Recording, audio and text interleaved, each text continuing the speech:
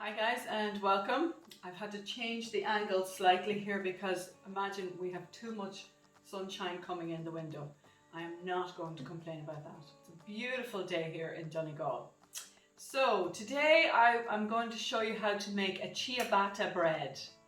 Now I know I could use my discard from my sourdough to make this, but for those of you who don't have a sourdough starter, I thought I would make this completely from scratch. So last night I mixed up in a bowl here some strong flour, some water and some yeast, you know, just the packet of yeast that you use. And I mixed it all up together, covered it with a little bit of cling film, not too tight, just kind of loose. And even better if you have a shower cap, which I often use, just to cover it slightly like that in the fridge, and put it up on the top shelf of your fridge and leave it for about 12 to 14 hours. And then you have this lovely, bubbly, airy, spongy kind of mixture. And this is called a polish.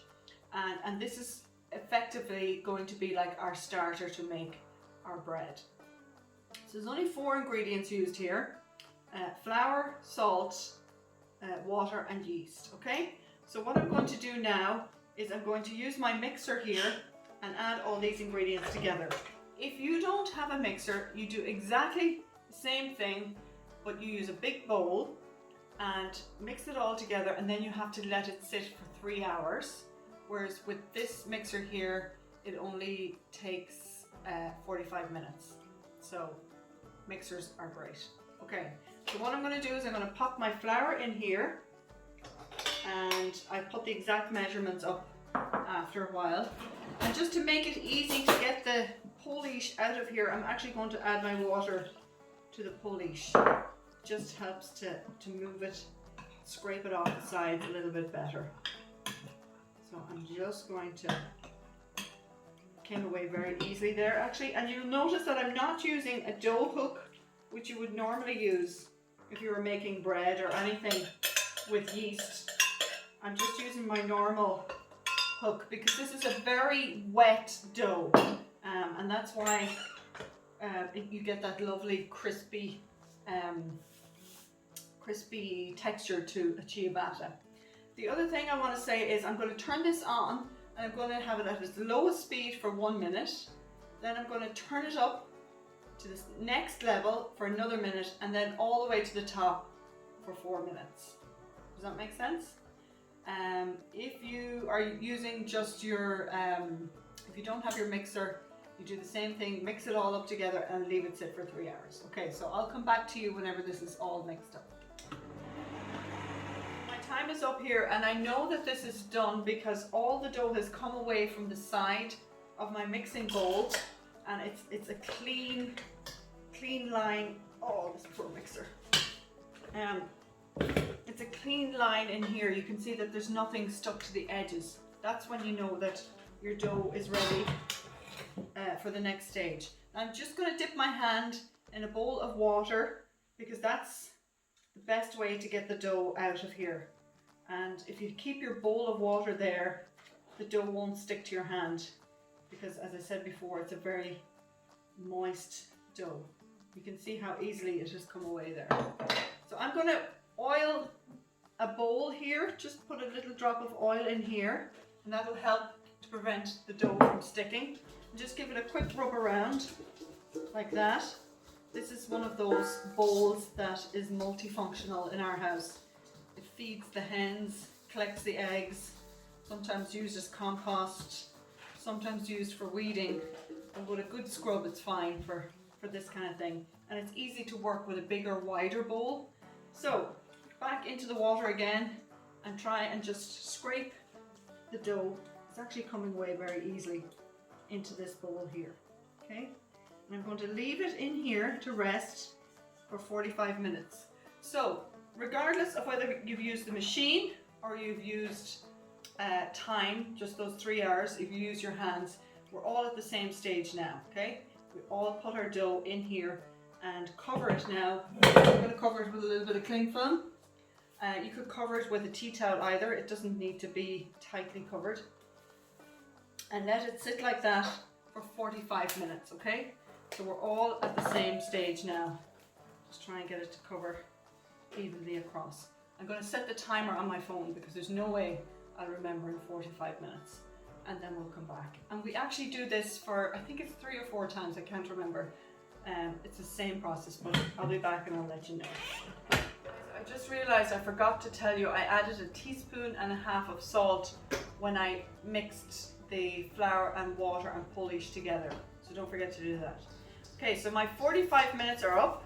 I'm going to take my plastic off, dip my hand in here, and actually I'm going to use my 2 hands, and I'm basically going to go in, lift up my dough and fold it over. Does that make sense? Go in, lift up your dough and fold it over itself. Maybe I'll bring the camera down close just for one fold so you can see what I'm doing. Okay, so I've wet my hands again. I'm coming in underneath, pulling up, lifting up and stretching and folding over like that. Pulling up, stretching, lifting over, and see how nicely the air is starting to come in like that. So I've just done that 2 or 3 times and that's enough. I'm going to cover it again with my cling film and set my timer for another 45 minutes. So all in all, I do this 3 times, okay? So 3 45-minute slots like that, okay? And then I'll come back. Okay guys, the 45 minutes are up. I'm gonna wet my hands here and just get in underneath here like this and pull and stretch over. Do it again, pull it up and fold it over. Again, up and fold over. Turn it around, and all the time I'm not knocking back any of the air. I'm still holding on to the integrity of the dough. I hope you can see that. And just folding it over, okay? I'm going to cover it again and leave it for another 45 minutes. And I will come back to you then. So guys, this is our last turn. You can see it's getting bigger and bigger each time. Wet my hands, hands in underneath, and just give it a good pull until you try and get all the dough up from either side of the bowl and fold. Turn around, big pull up and fold over. You can see that I'm not taking any of the air bubbles, or see how spongy, and I don't know if you can get that from the video, but it's really light and fluffy, and I'm not knocking any of those air bubbles out. I'm just folding it over.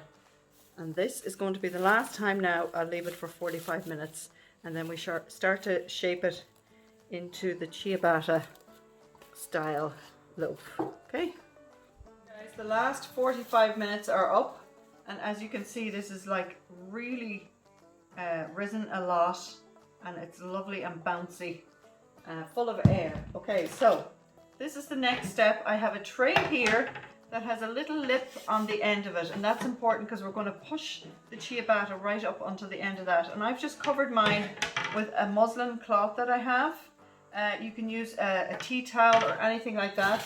And I'm going to cover all of this very liberally with flour because we're going to rest our loaves on this. So you do not want it to stick anywhere to this cloth, okay? I think it's called a couche in French terms, in baker's terms, but I think that couche cloth is very expensive, so this will do fine as long as it's very well floured. Okay, so I'm going to leave that to the side over there, and then I'm going to flour liberally my island here, and I'm going to just let the dough fall out here gently itself. It'll just take a couple of seconds, and you can see it just plops nicely there. And this next stage now is going to be the shaping, and we're not actually going to use our hands anymore. There we go. Let's try and get the last bit. Look, well, there's a tiny bit left at the end, but that's okay. I am using these guys here. These are fantastic for making bread. I've used them a lot when I make my sourdough. They are, I don't know what they're called, dough scrapers or something like that. And we're basically going to use them. You need a lot of flour as well, just to dip these boys into. And I'm going to use these to get the shape that I want to, by just gently pulling it all together. Keep dipping it in the flour and move it in, just moving it along like that until I get it into a nice square shape. There's no signs to this, by the way, guys. And I'm going to cut this now down the middle to make 2 loaves, okay? And notice that I'm not putting any pressure on the dough. I'm gently moving it because I don't want to knock any of the air out. There we go. So this is the tricky part now, is to just try and get them separated and shaped into what you and I know as the ciabatta shape, long and thin. Did you know that Italian for ciabatta is slipper? And it kind of looks like the shape of a slipper.